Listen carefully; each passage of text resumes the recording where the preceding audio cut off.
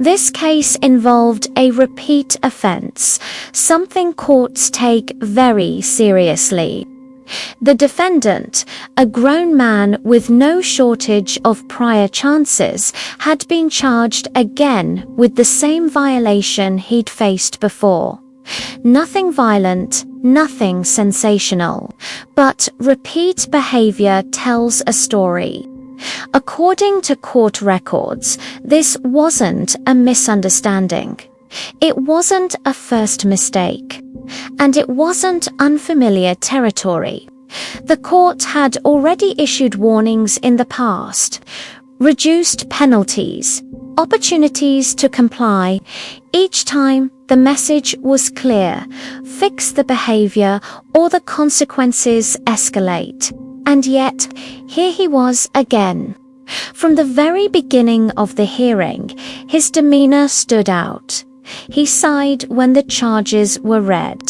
He shook his head while the prosecutor spoke. At one point, he muttered something under his breath. Not loudly, but loudly enough. And in a courtroom, everything matters. The judge reviewed the file carefully: dates, warnings, previous outcomes. This wasn't about one bad day. It was about repetition. Courts are designed to be patient, but patience has limits. Each prior appearance had ended the same way: a warning, a reduced consequence, a clear explanation of what would happen next, and each time, the defendant walked out believing the system would bend again. That belief was reinforced by experience, until now. Then came the question, a direct one. The judge asked him to explain why the court should believe that this time would be different. The room went quiet. This was the moment to show accountability, to acknowledge the pattern, to show awareness. Instead, his response was defensive. He minimized the issue. He blamed circumstances. He spoke as if the court was overreacting. And that moment mattered.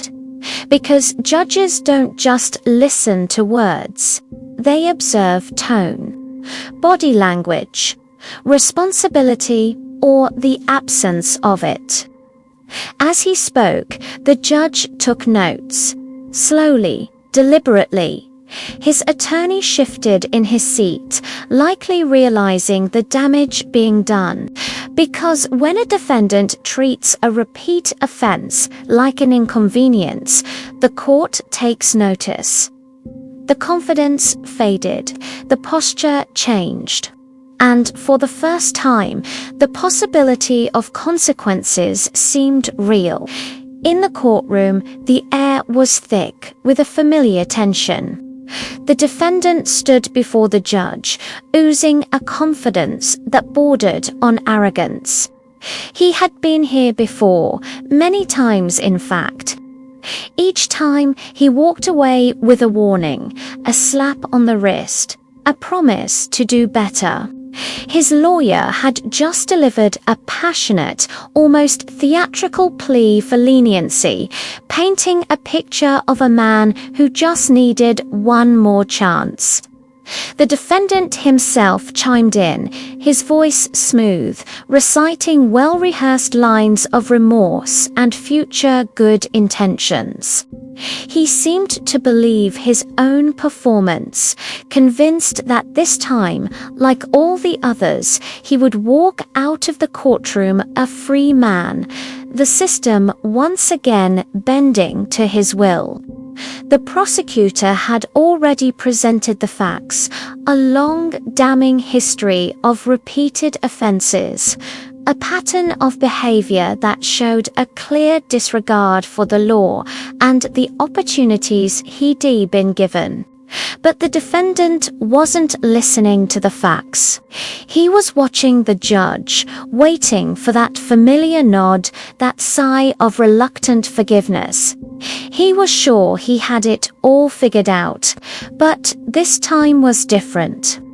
The judge, a man known for his patience and measured responses, didn't interrupt. He let the defendant finish his speech, let the lawyer wrap up his final desperate appeal. He let the silence hang in the air for a moment, a silence that felt heavier than any words could. Then he began to speak. His voice was calm, clear, and utterly devoid of emotion. It wasn't angry, it wasn't frustrated, it was the voice of finality. He started by addressing the defendant directly, not by scolding him, but by explaining a fundamental principle of justice. He talked about how the law perceives patterns of behavior, how each repeated action weaves a thread in a larger narrative. He explained that leniency, the very thing the defendant had come to expect, is not an endless resource. It's a tool for correction, an opportunity for change, not a license to continue down the same path. With every second chance, he clarified, the weight of responsibility grows heavier. It's not about just showing up and saying sorry. It's about demonstrating a genuine, tangible shift in behavior. The judge's words cut through the defendant's confidence like a scalpel. He wasn't talking about punishment in the way one might expect. He wasn't raising his voice or moralizing. He was simply laying out the mechanics of accountability. This wasn't a personal attack. It was a clinical assessment of a situation that had reached its inevitable endpoint. The judge reminded everyone in the courtroom, from the lawyers to the gallery, that warnings are not just words. They have a purpose. They are designed to be taken seriously, to serve as a line in the sand. And when that line is crossed again and again, when those warnings are ignored and treated as mere formalities, they cease to be warnings at all. They become evidence.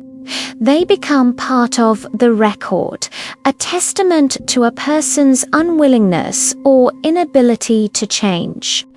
The defendant's expression began to shift.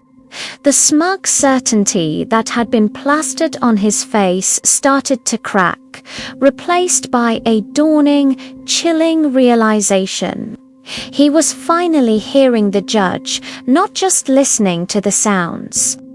Then came the sentence. It was delivered just as plainly, just as calmly as everything else the judge had said. There was no dramatic pause, no thunderous gavel strike. It was a simple statement of fact, a consequence that flowed logically from the history that had been presented. The defendant's reaction was immediate and profound. The mask of confidence didn't just crack, it shattered. All the air went out of him. His shoulders slumped, his face went pale, and for the first time, he looked not like a clever player gaming the system, but like a man facing the true weight of his actions. The realization hit him like a physical blow. This time, he wasn't leaving the way he came in. There would be no more warnings, no more delays. The court had drawn its final conclusion. The pattern mattered, and his pattern had led him directly to this moment. The judge had made it unequivocally clear that when repeated warnings are treated with contempt, they transform into the building blocks of a prison cell. This case is a stark and powerful reminder of how the justice system truly operates. Courtrooms are not swayed by charm, confidence, or empty promises. They are not theaters for dramatic performances of regret. They are institutions built on a foundation of facts, evidence, and history. They operate on the principle of responsibility. A person's past behavior isn't just a footnote. It's the central text, the story that the court must read and interpret. Hope for a better future is a wonderful thing, but in the eyes of the law, it must be supported by a history of effort. A pattern of ignoring the rules will always eventually outweigh a promise to follow them tomorrow. Every appearance in court, every interaction with the system adds a chapter to your personal story, and sooner or later, that story reaches its conclusion. The outcome is rarely a surprise. It's the logical end to the tale you've been writing all along. So now I turn the question over to you. Looking at this situation, do you think the judge went too far? Was this a case of justice being too harsh, or was this outcome the only logical conclusion to a long history of ignored warnings? Was the defendant a victim of an unforgiving system, or was he the architect of his own fate? There are many perspectives here, and I'm genuinely curious to hear yours. Share your thoughts in the comments below, and make sure to subscribe to Verdict for the next case. Because in the world of law, every story has a lesson, and every conclusion is just the beginning of a new conversation. Thanks for watching.